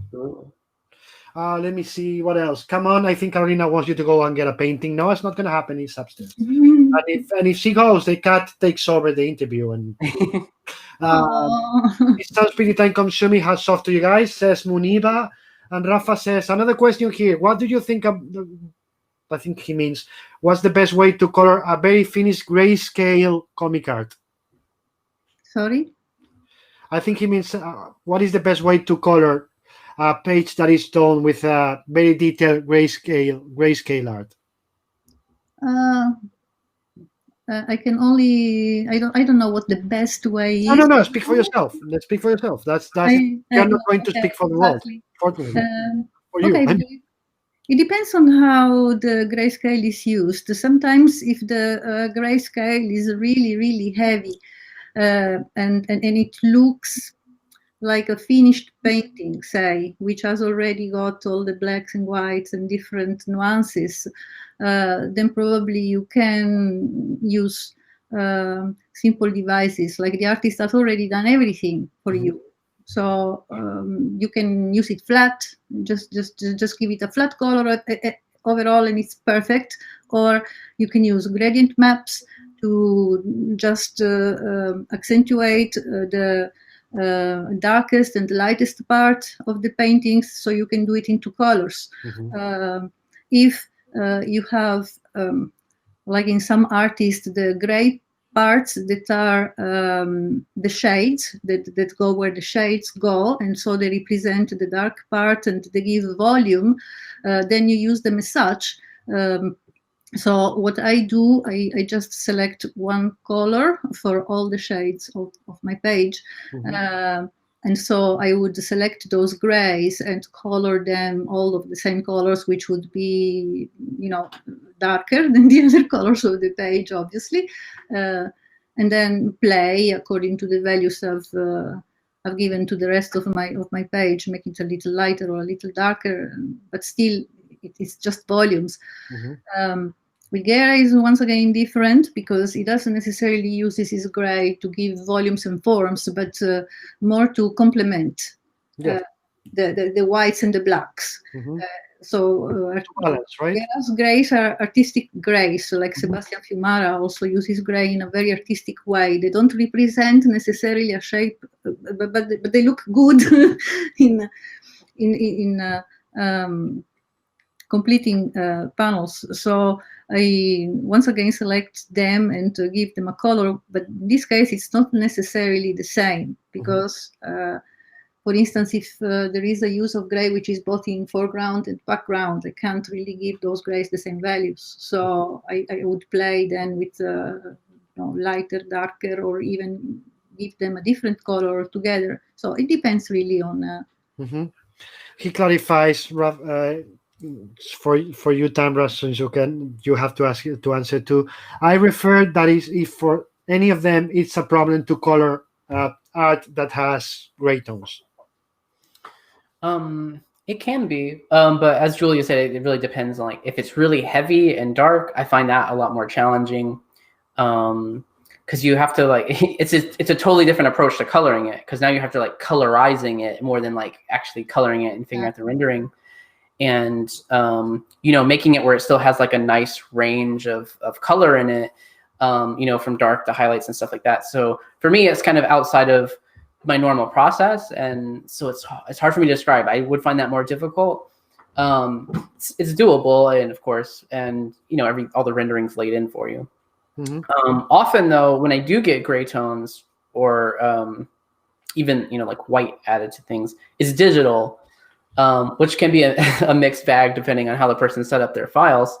That is a lot easier to work with, because the way I work anyway is I have kind of like a shadow layer, like a highlight layer, and various others, but that's simplified down. So if someone has included grayscales, I just make that selection and just plug that into my shadow layer, since that's pretty easy. Yeah. Layering, people, layering. Don't say grayscale in the single layer, because your colorist could fucking kill you, and they could. Yeah. And like sensible, reasonable amount of layers would be nice. Like not layers too. There's a thing with a lot of people use Clip Studio now, which is great, but there's something about the way that it is set up that I think someone had just mentioned to me, or a couple of people have mentioned to me, because I've talked about it before, that there is an option where it doesn't do this, but by default it throws every panel into its own folder. Okay, and it puts like a mask, so it like only shows up in that panel border. And so they'll if they do multiple layers, it'll be like, okay, here's my line art, here's multiple gray tones, here's these other characters in the background, here's this light over top of that. You're talking about, it could be 4 or 5 layers, one panel, and now you're doing that for 5, 6, however many panels are on that page. So now it's like, okay, now I have to move everything around and get all the line art into one thing. I have to get all the highlight thing that's above it. And once you start moving it, they're not in that panel anymore. So it starts to spill over into other panels. So you have to, it's a real nightmare. It's great if you're working on the page, but as a final thing that you send to a colorist, is very frustrating to work with. And I've seen it more and more, because it's like this standard setup in Clip Studio. But someone mentioned to me there's a way to not set it up into that broken down folder thing. I don't know how that affects the process of the artist working on it. But hopefully no, but since you have templates or guidelines, the level of black, etc., as an artist, sooner or later they have to have a guideline for that too. Like, you have to send the files in this certain way with the layers in this kind of selection, because if not, you're making our life more difficult. Yeah. Well, you'd be surprised. Some people don't know the size of the pages. Yeah, I've had a few times sort of like it ended up costing me a few hours, not because it's difficult, but because I didn't notice until it was later. And I'm like, now I have to make sure the letter has the same thing. I mean, really, it's not my job, but like I just felt it on my shoulders that like it's got to me, and it's like it's easy to resize it, but now I have to resize it, but it's already been flatted, so I have to resize it and resize the flats to that, and it's Let's call it it's a pain. Let's call it. But you'd be really surprised that comic, at least in the US, every comic is the same size unless it's some very unusual situation, and sometimes people still haven't gotten that years into drawing them. 11x17 original art pages. You can find it on the internet, guys, and the templates are also on the internet. It's not. Just save one file. Yes. That's your template. Drop your scan. If you scan into it. If it's digital, I don't even understand how you do it different sizes, because you should just make it that size when you start.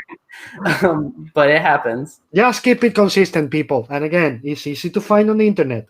The 11x17 page with guides and bleeds and everything that Marvel and DC and everybody says, and the templates for your company are very easy to find. And also there's books, Mark Trello's books, for example, and telling you how to do it at DC. It's very easy. And if not, you can ask. And the artists are not going to lie to you. They're going to tell you, hey, what's the size? And Twitter. They're going to say, use this. I've had people, well, this is a long time ago now, but I had an artist who like I was kind of subcontracted, so I wasn't working directly with them, so I didn't have contact with the editors. And each printer has a different color profile, which affects how it converts to CMYK, or if you're using CMYK to start, how that, there's inklet and it's technical stuff, but there's different for printers. And I asked him like, okay, what's the color profile? Because I want to make sure I do this. Like, I don't know. I was like, can you ask them? And he's like, well, I can't ask them because I asked them already. He was like afraid to ask them because he's gonna get in trouble because he didn't ask them before when he should have. And it's just like, so we'll just work blind because you're afraid to ask them. He didn't know that amazing phrase that is better late than never. Exactly. Okay, whatever. Oniva Fasal, how do you go about selecting your color schemes, Giulia? It depends really on the stories that I have to tell.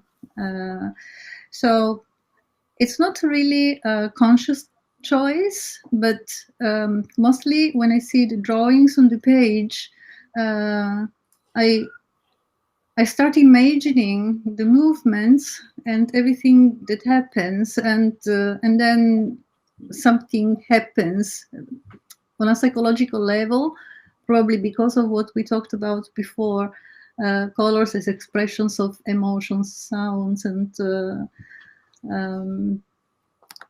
even stories, I would say. Mm-hmm. Then I would use that color. Then sometimes, for instance, when you have blood, you don't really need thinking. Blood is red, so you just know. And but most of the time, I try not to be that realistic. So I look for mainly 2 or 3 things. What's the main panel? What in this page is the most important element, or what is the main action? And then I know that I'm going to give that particular action or panel a color that's more important or louder than the other. Maybe it's brighter, maybe it's lighter, maybe it's just a complete opposite of whatever other color I'm using. I know that that's the part that has to pop out, the part that I need to communicate more than anything else. But there is always a link between what's happening and the color that I am using. But, I can't say exactly without knowing the context.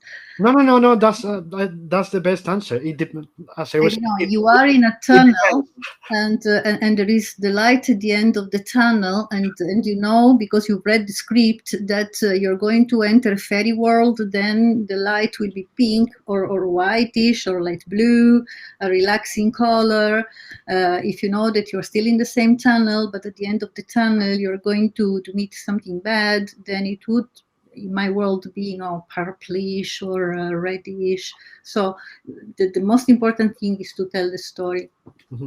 Yes, as I would say, when they ask, and going back to the former question, when you're gonna color something that has grayscale, I always say go flat, and then we'll talk. Then go flat. But with this, how do you go about selecting your color schemes? And Tamra, you tell me if you don't agree. Is read the fucking script.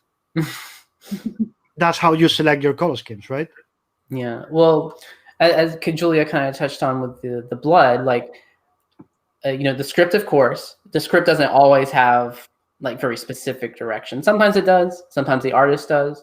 But I start with those things. What has to be there? So if it's in the script, or like if it's, established characters, they have a certain look to them. So they have certain colors established. Or if the artist has already designed the character and they design the color scheme for them, those are things that have to be there. So I will start with that and I build around that. So like, what's going to make that stand out on there, but also, communicate whatever you need the page to communicate. So yeah, it's like starting with even as you get into a book, if you've worked on it for a while, sometimes, you're going back to the same locations, or, you're trying to repeat things because you want some kind of consistency throughout the book. So it might even be limited by decisions I've made in the past, where it's like, okay, well, now this location looks like this. What is this, the color of the jacket this person's wearing, or things like that, like, so they stand out against that. So yeah, I always start with the things that are defined for me, and then what I can do. Sometimes you get free reign and you can just do whatever you want. In that case, often what I'll do is, so I have people that are one main person who does flats for me. And sometimes it can be a little influencing because, they have colors there already. So what I do is I usually I'll put like a wash of color over it to start with. So it kind of mutes out the colors they've chosen. So if it's like, this is going to be kind of a warm page, I might put like a yellow or orange or something like at a low opacity, 30% or something over those flats. And it kind of washes it out. It's not done, but it gives me a starting position, and I can start pulling things out and pushing things back if they're, still standing out too much. But it gives it kind of like a little bit of a unified start when it's like throwing this like kind of wash of color over it. And then those elements that want to stand out and make something that kind of contrasts from that, and note that to focus on that. I also do a thing that's not really related to the palette. But so, like I said, I get a flats layer from, my flatter. But I also make a couple of other flats layers. So I make a layer that is just separate the panels so I can quickly select an entire panel. I also make one that separates the main like forms. So I'll make like a separate flats thing that's like, it's this entire figure. So I can select that whole figure at once easily and quickly, like the things that are behind them and different elements, and that helps me think of those things as a solid piece. If you broke it down into like a grayscale kind of thing for just those separations. So it helps me, it just helps me think of like solid blocks instead of like getting in the minutia of things like I gotta do the shirt, I gotta do this zipper or something and this hair, I'm thinking of the whole like piece that's in the foreground or the whole piece that's in the background. So you're separating in a way. Now I want to focus on the figures, or now I want to focus on the backgrounds, or something like that. Right. And depending on how complicated it is, there might be a lot more levels of how that's broken down. So if it's like a big crowd and there's like, people in the front and there's like a layer of people behind them and then behind them and so on. So I can focus on those big forms like all at once. Gera has come to ask you questions. Julia, besides everything, and he says from Facebook and YouTube, so he really wants his question answered. Julia, besides everything, what else would you change on some of artists you've worked with and with me? For the other artists, Gera, you watching? This is for you. And that's it. With you, what I want to change with you. The time you call me, never at dinner time.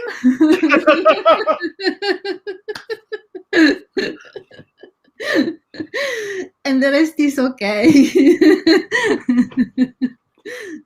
And he asks again, and why me? Huh? Just read it. It says that. And why me? I don't know, Gera. I think you have to suffer in life. So I happened to you because you must have done something very bad in the past. Betty Bettini says, "Ciao, Julie." Oh, thank you. Gera adds, love to both. So nice to be exposed to their presence and thoughts. And with that, we've been at this for 2 hours, just so you know. And I think that we should be, just getting back to our lives, right? But last one for me, and then I let you go. Because I think, Julia, that Gera probably wants to call you at dinner time. No, I'm kidding. Is there anything, any project, any in particular, or any character, whatever you want to tell me, that you've been dying to work with for like forever, and said, I'm not going to retire or die, but because I honestly don't see any of you retiring, that you want to do before you leave comics? Me? I would like to color a project that's total fantasy with nice, pretty, bright colors. And ballerinas. And ballerinas. And ballerinas. Now, I'm telling this because many people tell me that my colors are muddy and dark, and I keep telling them, well, if my stories are very dark and if my stories are very muddy in a way, I don't have this ego that tells me that I have to prettify everything simply to show that I can actually use beautiful colors. Mm-hmm. But it is true that I've had actually many gigs that were given to me just because they were very dark, and editors know that basically I can color very dark stories. But I wish, that one day I would color something that really would give me the chance to shine with my bright colors, which isn't necessarily superheroes. I mean, no, it doesn't have to be. Marvel right now, but it's Guerra's Marvel, so it's still dark. Superheroes imply what we were talking about in the beginning, a little of constrictions with colors. So having something completely new, some nice fantasy book. Jason Guerra. Very young children. Jason Guerra, you know what the next story has to be about. You do. Writing this next one, Giulia wants to do a fairy tale. No, not with Guerra. No. With, I would like to be hired by a 5-year-old girl who can draw. I can color her that. Okay. Pirates need to be included in the story or not? Let's be specific. Do you need pirates in the story or not? That doesn't matter as long as they're not bloody, sanguinary, I don't know, pirates. That would be good. Okay. If blood is light blue, then yes. So far, Disney pirates. Every day of my life in the past 20 days, I have colored blood. And I think I really next writer in his career, if you put pirates in there, it's gotta be Disney pirates. Okay.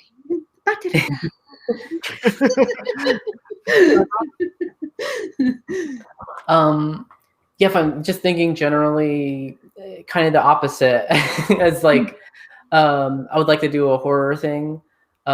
Specifically, like I've always liked Swamp Thing. It seems like a fun thing to work on. Yeah, because I tend to, and I mean it suits me, but like I tend to work on a lot of things that tend to be like brighter and all that. Like either superhero stuff or just like cartoonier things.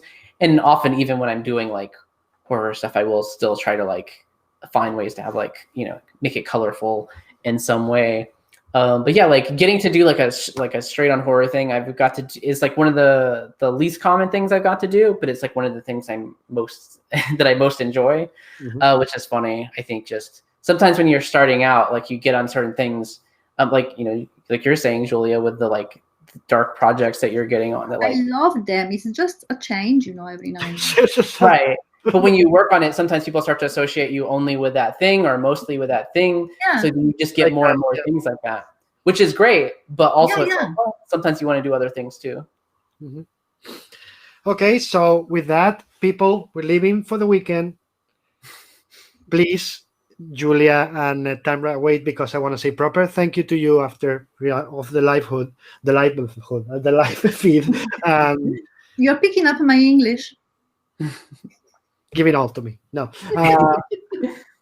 Thank you for everything. Thank you for being here.